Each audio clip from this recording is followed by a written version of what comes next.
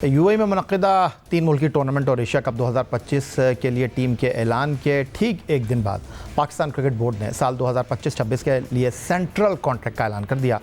पाकिस्तान के दो अहम बल्लेबाज साबिक़ कप्तान बाबर आजम और wicket keeper batter Mohammad Rizwan, जिन्हें T20 में टीम में जगह न मिल सकी, सेंट्रल कॉन्ट्रैक्ट में उन्हें न सिर्फ ए कैटेगरी से महरूम कर दिया गया बल्कि किसी भी क्रिकेटर को ए कैटेगरी में शामिल ही नहीं किया गया। सेंट्रल कॉन्ट्रैक्ट के बी कैटेगरी में T20 कप्तान सलमान अली आगा समेत कई क्रिकेटर को तरक्की मिली तो नसीम शाह और शान मसूद की सी और डी कैटेगरी में तनज़्ज़ुली हो गई, मगर शादाब खान समेत कई क्रिकेटर को बी कैटेगरी देने पर अब भी सवाल मौजूद हैं कि उन्हें किस बुनियाद पर यह कैटेगरी मिली है और टेस्ट टीम के कप्तान शान मसूद की कैटेगरी सी से डी में तनज़्ज़ुली वजह क्या है। जबकि आमिर जमाल और मीर हमजा समेत 8 क्रिकेटर्स इस मरतबा सेंट्रल कॉन्ट्रैक्ट हासिल करने में कामयाब ना हो सके और सेंट्रल कॉन्ट्रैक्ट की खिलाड़ियों की तादाद 27 से बढ़ाकर अब 30 कर दी गई है।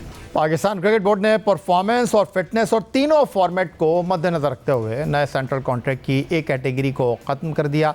गुज़िश्ता बरस बाबर आजम और मोहम्मद रिजवान इस कैटेगरी का हिस्सा रहे थे। बी कैटेगरी में खिलाड़ियों की तादाद में इजाफा करते हुए 10 खिलाड़ियों को यहां जगह दी गई है, जबकि मिस्ट्री स्पिनर अबरार अहमद अब सी कैटेगरी में नहीं है बल्कि बी कैटेगरी में तरक्की पाकर आ चुके हैं।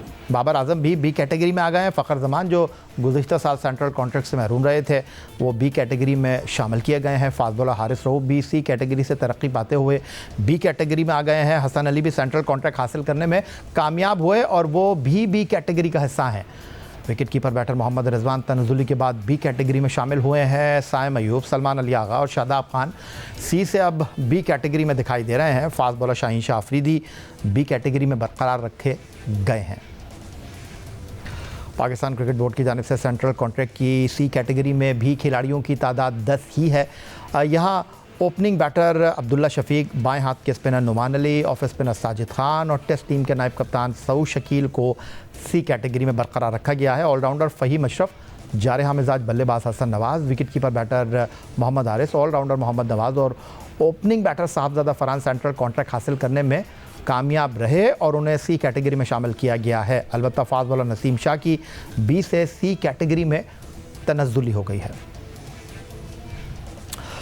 सेंट्रल कॉन्ट्रैक्ट की डी कैटेगरी में सबसे ज़्यादा तब्दीली हुई है, जहां 8 खिलाड़ी सेंट्रल कॉन्ट्रैक्ट से महरूम हो गए हैं और उनकी जगह fast bowler Ahmed Daniyal, allrounder Hussain Talat, allrounder Khushdil Shah, fast bowler Mohammad Abbas, fast bowler Salman Mirza और बाएं हाथ के spinner Sufiyan Muqeem central contract हासिल करने में सुरखरू हो गए हैं। Fast bowler Khurram Shahzad, fast bowler Abbas Afridi और Mohammad Wasim junior D category में बरकरार रखे गए हैं और टेस्ट टीम के कप्तान शान मसूद की बी से डी कैटेगरी में तनज़्ज़ुली हो गई है। पाकिस्तान क्रिकेट बोर्ड ने सेंट्रल कॉन्ट्रैक्ट 2025-26 का ऐलान किया। इसमें न सिर्फ ए कैटेगरी है लेकिन इसमें कोई खिलाड़ी नहीं है बल्कि कई क्रिकेटर्स की तनज़्ज़ुली और तरक्की भी हुई है। Pakistan cricket board performance, fitness और खिलाड़ी किस फॉर्मेट में खेल रहा है इसकी बुनियाद पर यह फैसला करता है कि उन्हें किस कैटेगरी में रखा जाएगा, जिसके बाद बड़ा सवालिया निशान ऑलराउंडर शादाब खान की बी कैटेगरी में शमूलियत पर उठ रहा है। शादाब खान, जिन्हें गुज़िश्ता साल भी बी कैटेगरी में शामिल किया गया था और गुज़िश्ता सेंट्रल कॉन्ट्रैक्ट 1 नवंबर को जारी हुआ था। इस दौरान शादाब खान ने 8 T20 मैच खेले जिसमें सिर्फ 5 विकेटें लीं और 113 रन स्कोर किए और अपनी इंजरी की वजह से वो दौरे बांग्लादेश और वेस्ट इंडीज़ में कौमी टीम का हिस्सा न रहे और इस दौरान शादाब खान ने कोई वनडे इंटरनेशनल भी नहीं खेला। तो शादाब खान ना तो परफॉर्मेंस पर पूरा उतरते हैं और फिटनेस मसाइल भी किसी से ढके छुपे नहीं।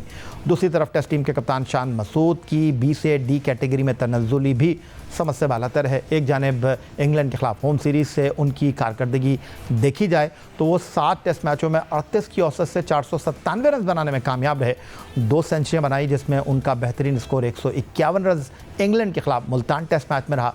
नताइज में इंग्लैंड के खिलाफ होम सीरीज़ जीती, वेस्ट इंडीज़ से टेस्ट सीरीज़ को बराबर किया और जनूबी अफ्रीका से उसी की सरजमीन पर शिकस्त हुई। अब यहाँ एक सवाल बड़ा गौर तलब है और वो सवाल गौर तलब यह है कि शान मसूद जब सेंट्रल कॉन्ट्रैक्ट की 1 साल पहले कैटेगरी अनाउंस हुई थी उसमें गालिबन बी, सी या डी में थे, लेकिन जब चौधरी ज़का अशरफ ने उनको टीम का टेस्ट कैप्टन नामज़द किया तो फिर उनको बी कैटेगरी में रखा गया था और पिछले साल भी जब उनको बी कैटेगरी में रखा गया तो ब्रैकेट में लिखा था सब्जेक्ट टू कैप्टनसी।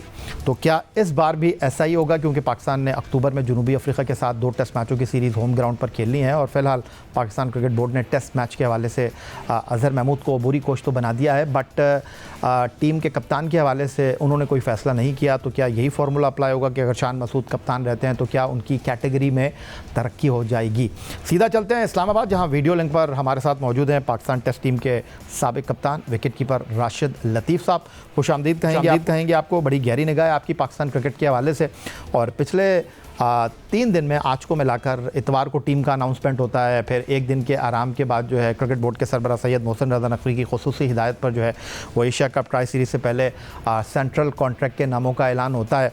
पहले यहीं से शुरू कर लेते हैं शान मसूद से कि अगर हम साल 2023 से 25 के साइकिल की बात करें, आईसीसी टेस्ट चैंपियनशिप के तीसरे साइकिल की, तो वहाँ शान मसूद सऊद शकील के बाद पाकिस्तान टीम के सबसे कामयाब बल्लेबाज हैं। परफॉर्मेंस की बात करें तो इनफरादी कारकर्दगी में फिर शान मसूद बी से सी में जा सकते थे, बी से डी में नहीं आ सकते। अस्सलाम वालेकुम जी, बिल्कुल वालेकुम अस्सलाम। पहले हम टेस्ट मैच की बात कर लेते हैं। Shan Masood captain Pakistan cricket team, और सेंट्रल कॉन्ट्रैक्ट में डी कैटेगरी देना मेरे ख्याल से मुनासिब नहीं है उनके लिए। और परफॉर्मेंस देखेंगे हम तो फिट भी तो हैं वो। फिट नंबर 1 आता है कि उनकी स्किल्स कैसी हैं, उनकी बैटिंग कैसी है, उनकी कैप्टनसी कैसी है और फिटनेस का लेवल क्या है। तो उसमें पूरे नंबर नहीं तो 18 मार्क्स तो मिल जाते हैं इनको। इनके जो रन की तादाद है 602 रन की है, 2 सेंचुरीज हैं इनकी, 250 रन है। रिजवान और सऊद शकील के बाद नंबर 3 पे है पाकिस्तान में। और यहाँ पे शान मसूद की आपने बात की, सऊद शकील 691 रन के ऊपर बैठे हुए हैं, सबसे ज़्यादा रन पूरे साल में बनाए। उनको शायद सी कैटेगरी दी है और शादाब को बी दी गई है, ना खेलने की उनको कीमत अदा करनी पड़ी शायद, उनको ज़बरदस्ती बी में डाला गया। हसन अली डील करके आए, बी में आए वो भी। और फ़खर जमान खेले ही नहीं, वो 8 वनडे खेले, 1 T20 खेले। और जो टेस्ट मैच सबसे बड़ा रुतबा पाकिस्तान या दुनिया का होता है वो टेस्ट क्रिकेट, तो जब भी तो तबाह हो रहे हैं टेस्ट क्रिकेट में हम लोग। ऐसे नहीं हो रहे, हमारे क्रिकेटर आ ही नहीं रहे। हमने फवाद आलम को ज़ाया किया, हमने अजहर अली को रिटायरमेंट पे मजबूर कर दिया था, हमने असद शफीक को, हमने यासिर शाह को जाने दिया, क्योंकि ये टेस्ट क्रिकेट खेलते थे, एक ही फॉर्मेट खेलते थे। ये जाना शुरू हुए और पाकिस्तान की टीम हारना शुरू हुई, और क्योंकि आपने उसको इतना वैल्यू नहीं देते टेस्ट क्रिकेट को, और वही किया अभी। सऊद शकील नंबर 3 आपने कैटेगरी 3 सी दी है और कैप्टन को डी दी है। ये मुनासिब नहीं है, ये तनज़ुली होती है लेकिन रिस्पेक्ट के साथ होती है।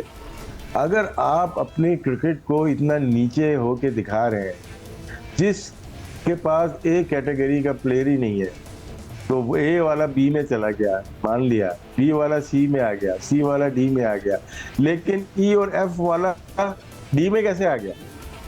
तो आपके पास प्लेयर ही नहीं है ना, इसका मतलब कि एक कैटेगरी का प्लेयर नहीं। मैं एक कैटेगरी पे बात करता हूँ राशिद लतीफ़ साहब आपसे, और बड़ी गहरी निगाह है आपकी, और आप आदाद और शुमार के तनाजुर में बात कर रहे हैं। और माजी में भी ऐसा होता रहा है कि सेंट्रल कॉन्ट्रैक्ट अनाउंस करने वाली कमेटी जो है उसको अपने फ़ैसलों पर मीडिया के सवालात के बाद, फॉर्मर क्रिकेटर्स की तनकीद के बाद जो है वो रद्दोबदल करना पड़ा। तो chairman cricket board Syed Mohsin Raza Naqvi, आप उनको इस तनाजुर में मशवरा देना चाहेंगे? ठीक है, जो हो गया वो हो गया, वक्त कम था, मुकाबला सख्त था, लेकिन जो आदाद शुमार आप बता रहे हैं ये तो वक्त की आवाज़ है, इसके ऊपर कोई कॉम्प्रोमाइज़ हो नहीं सकता। तो अगर इसमें रद्दोबदल कर दिया जाए, और ख़ास तौर पर क्योंकि आपको मैं देख रहा था एक्स अकाउंट पर आपने एक चेयरमैन क्रिकेट बोर्ड को मुखातिब करके लिखा कि जो पाकिस्तान के लिए वनडे क्रिकेट, T20 क्रिकेट खेलने हैं उनको भी आप जो है वो जिस तरह मशाहीर देते हैं पाकिस्तान के फॉर्मर टेस्ट क्रिकेटर्स को, इनको भी इसमें शामिल किया जाए। तो आपको नहीं लगता कि चेयरमैन क्रिकेट बोर्ड को आपकी मशवरा देना चाहेंगे? ठीक है, सेंट्रल कॉन्ट्रैक्ट अनाउंस हो गया, गलती हो जाए तो उसको सुधारना चाहिए, और सेंट्रल कॉन्ट्रैक्ट के हवाले से चेयरमैन क्रिकेट बोर्ड जो है अपनी टीम को बोले कि यार कम से कम जो टेस्ट क्रिकेट खेल रहे हैं उनको बी कैटेगरी में तो रखो, ताकि हम टेस्ट क्रिकेट में कुछ बेहतर परफॉर्मेंस तो दे सकें। देखिए, आपके प्रोग्राम में जब आता हूँ ना, तैयारी के साथ इसलिए आता हूँ कि नकवी साहब आपके प्रोग्राम ही शौक से देखते हैं, तो इस वजह से पूरी तैयारी करनी पड़ती है। तो इसमें जो बात कर रहे हैं, बिल्कुल ये बात पहुँचनी चाहिए उन तक, उनसे हम गुजारिश ही कर सकते हैं। अपनी आवाज़, एक प्लेयर की आवाज़, एक आवाम की आवाज़ बता सकते हैं, यार ऐसा नहीं, टेस्ट क्रिकेट को वैल्यू देनी पड़ेगी। हमने बहुत सारी चीजें देखी है। एक जमाने में यूनुस खान का सेंट्रल कॉन्ट्रैक्ट की बात उठी थी, उनको बी दे दिया था, वो ए कैटेगरी में जाने थे। फिर आप लोगों ने सबने आवाज उठाई तो वो ए कैटेगरी गए। नहीं, मैं वो भी राशिद लतीफ़ साहब क्लियर कर दूं, वो जाकिर खान साहब उस कमेटी में मौजूद थे और उन्होंने कहा कि मैंने उनसे पूछा कि यार क्या क्राइटेरिया है आपका, तो उन्होंने कहा 3 क्राइटेरिया। मैंने कहा सर क्या क्राइटेरिया? उन्होंने कहा एक फॉर्मर कैप्टन होना चाहिए, 350 इंटरनेशनल मैच होने चाहिए और फिटनेस परफेक्ट होनी चाहिए। तो मैंने कहा सर यूनुस खान तो सारे बॉक्सेस को टिक कर रहे हैं, फॉर्मर कैप्टन है, 350 से ज़्यादा इंटरनेशनल मैचेस हैं, फिटनेस उनकी अपनी जगह मौजूद है।